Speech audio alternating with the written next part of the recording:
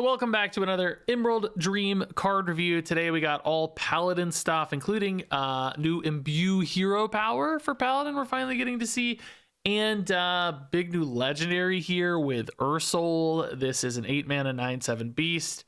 It is the wild god, of course, for Paladin, and Battle Cry: cast the highest cost spell from your hand as an aura that lasts 3 turns. So, we know what auras are in Paladin by now, I think, but just as a reminder, these kind of go up above your hero and look a bit like a secret, of course. They just last up there for a few turns, kind of doing their thing. This, Crafter's Aura, for instance, summons you a random 6-cost minion at the end of every turn. Well, what if you could take any big spell and turn it into an aura? You could even take an aura and cast it off Ursol. It would already be an aura, but it might be okay.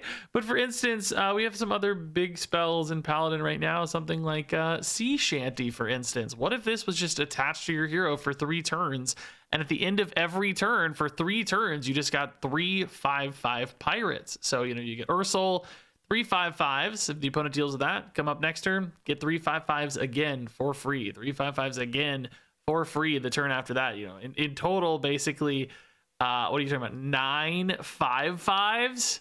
It's a crazy amount of stat outputs cheated into play here by Ursol over a few turns.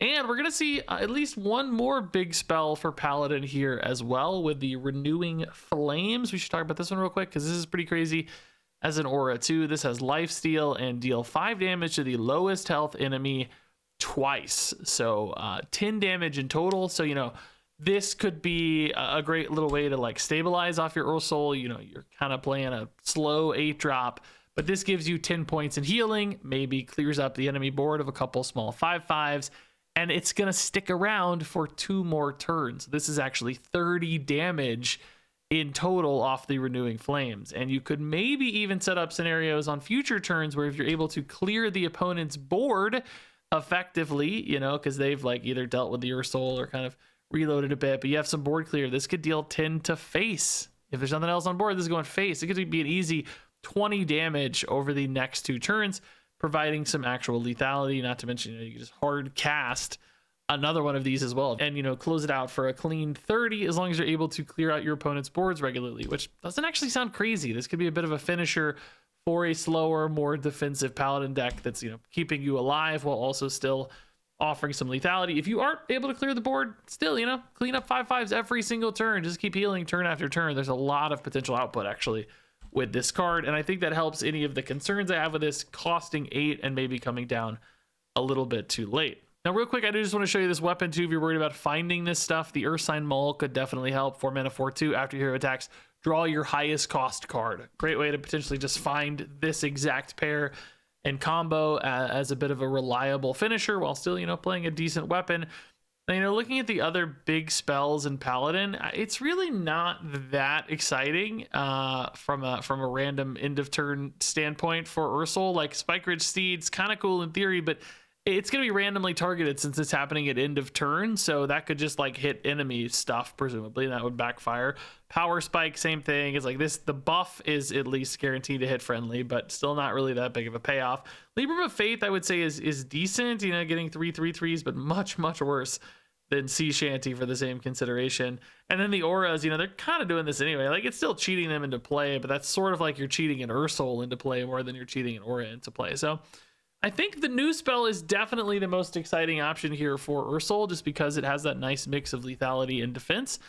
And then Sea Shanty is my other go-to as well, but you might decide you don't want to run Sea Shanty because if that is the highest cost spell, you might lose your chance to hit the new Renewing Flames instead, which you might prefer. So I don't know. I do think this is kind of a solid 3-card combo that you could toss in at the top of a deck, particularly with that weapon. It helps. You do probably want the deck to be shaped definitely at least more mid-rangey and maybe even more control oriented to make that work, but I see some potential there for sure. So speaking of Renewing Flames on its own as a 7-mana spell, I'm not quite as in love with this here, right? It's decent if the board lines up perfectly, if there's 2 5/5s, but if there's a bunch of 1/1s on board, shoot, that's kind of a risk, right? That's a risk off of Ursol as well, but you're hoping that the next 2 turns of Ursol are what make the Renewing Flames an exciting play, because you're going to be cleaning up the 1/1s before your second and third iterations of the card go off. But on the first one, just hard playing this off both Ursol and itself, like it might be tough to clean up all that little stuff that absorbs these hits. So that's, you're spending 7 to kind of heal 10 and deal with a couple 1/1s. Not an exciting return. So I don't really think this is a standalone card is as interesting. You could, in theory, clear the board for 3 and then still use this to send 10 to face, kind of a 7 mana Pyroblast, but that might be hard to achieve. And still definitely is a little bit late. So it does have some of that as a backup plan, but I think I'm most excited about this in combination with Ursol, which might be enough. It may not need any more than that. Just not a card that feels good to rip on its own. So moving on here to the Ursine Maul. This is a 4 mana 4/2 weapon. As we saw, after hero attacks, draw your highest cost card. And yeah, man, 4 mana 4/2 weapon, that's a solid stat line. Maybe not quite as compelling as it used to be, but I think there's a lot of little 3/3s and 3/4s that always linger around. This can trade in a little bit on those, can punch face if there's nothing else to do. That's a nice little chunk back to the true silver days. And of course, drawing cards is great, and finding high cost cards in particular, really good. I mean, this is a ceaseless expanse tutor all the time, which is just good to know that's coming. You may not always want that, but we saw Ursol as a great combo too. So there will be plenty of decks that care enough about drawing that big thing that this makes a ton of sense. Just 4 mana, draw 2 with a solid weapon attached. That looks quite good to me. All right, so next up, let's talk about the Imbue stuff for Paladin. We have the Imbue hero power here, Blessing of the Dragon. Shuffle 2 Emerald portals into your deck. Your portals summon 1-cost dragons. That is 1 dragon per portal. That is 2 portals per hero power. Of course, as an Imbue hero power, the first time you imbue, you're going to get the hero power. The next time you imbue, you're going to upgrade the hero power. The number of portals here will not be upgraded. That is written out as the number 2 in letters. Only the numerical value, the 1-cost dragons, will upgrade. So it'll go to 2 costs, 3 costs, 4 costs. So at some point, you'll get a portal. You'll summon a 4-cost dragon. If you keep going, get a portal, summon a single 10-cost dragon per portal, which could still be pretty monster body, obviously, off these portals. We've kind of seen this actually in Druid in the past with the Sarah shuffling portals into the deck. Those were random. These are going to get bigger and bigger throughout the course of the game, assuming you keep imbuing.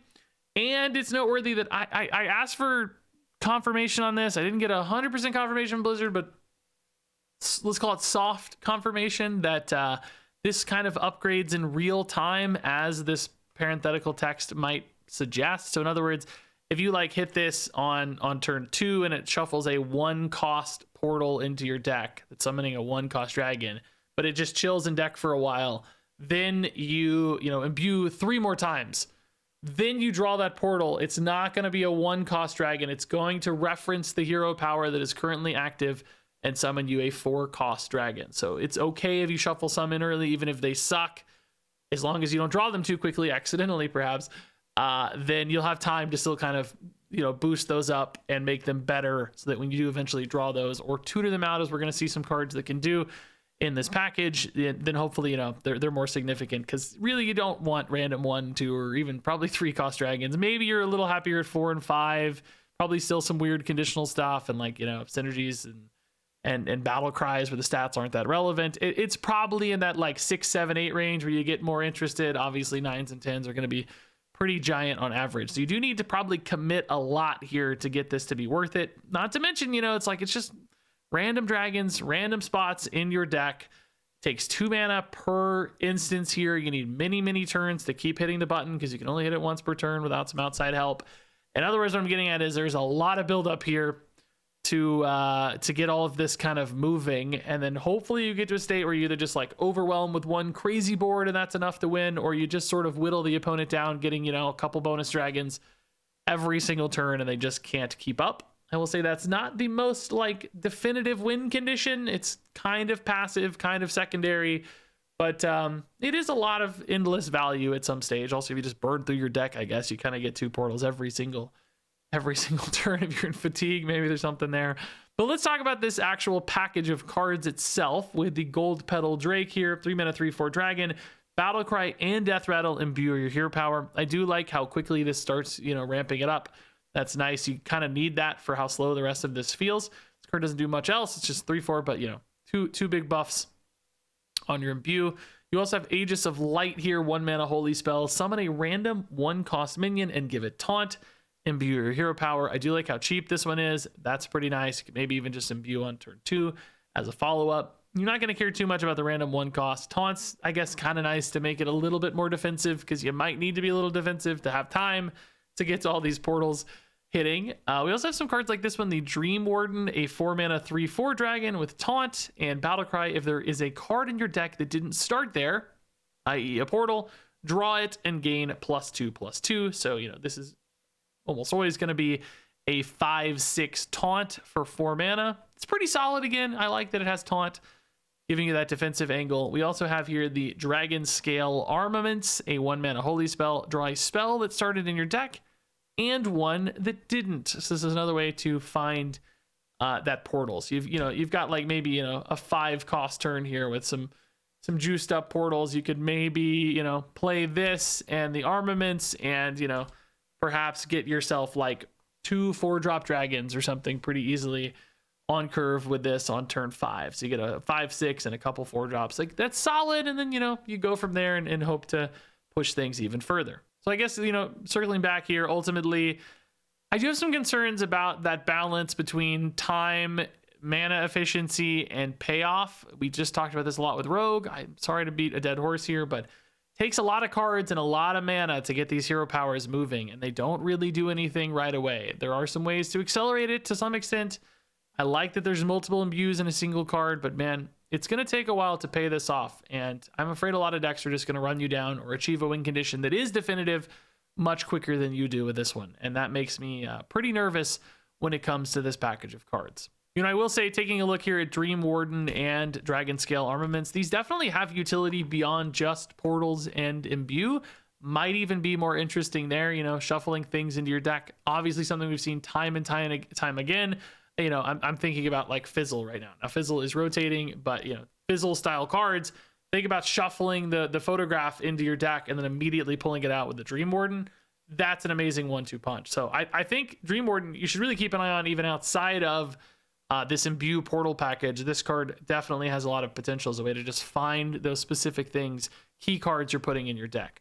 And really the same can be said true too for Dragon Scale Armaments. This one is specifically a spell instead of just any cards, a little bit less, flexibility perhaps than the dragon, but a lot cheaper too, and this is also just potentially draw 2 cards for 1 mana. Like, that's pretty solid. As soon as you've got cards in your deck that didn't start there, this becomes very efficient card draw. So once again, definitely keep an eye on this outside of the portal package. Both of these have that extra layer of utility that I think makes them much better cards in my mind. And then our final card here is Mark of Ursol. This is a 2-mana spell. Choose a minion. If it's an enemy, set its stats to 1/1, and if it's friendly, set its stats to 3/3 instead, which we've seen this kind of effect before. It could be nice to debuff a big crazy thing. It can be nice to buff a small thing.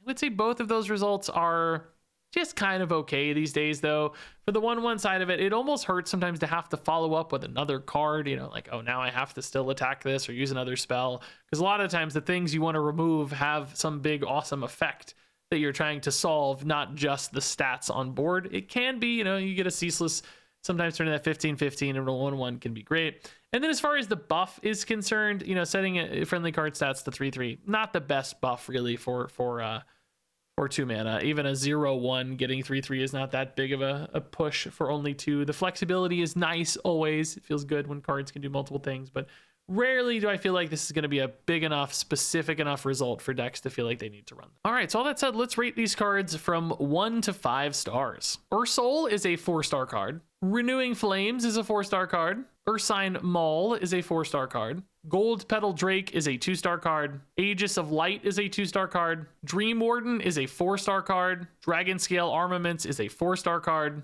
Mark of Ursol is a 3-star card. Yeah, there you go. That is the Paladin set. I kind of like this Ursol, man. It's teetering on that, kind of slow, but big results, big payoffs. Potentially Renewing Flames is awesome. Any future big spell, definitely something to keep an eye on as well. So I'm intrigued, man. I'd say not a guarantee, but some real possibility this tops out a handful of Paladin decks with this card as a nice, like, scary, hard thing to deal with over 3 turns. So yeah, share your thoughts on these cards. Do you think the Imbue stuff is actually pretty good? Can this get there? Is the overwhelming army of dragons going to come down fast enough to secure games? Want to hear those thoughts down below. Thanks so much as always for watching, and until next time, game on.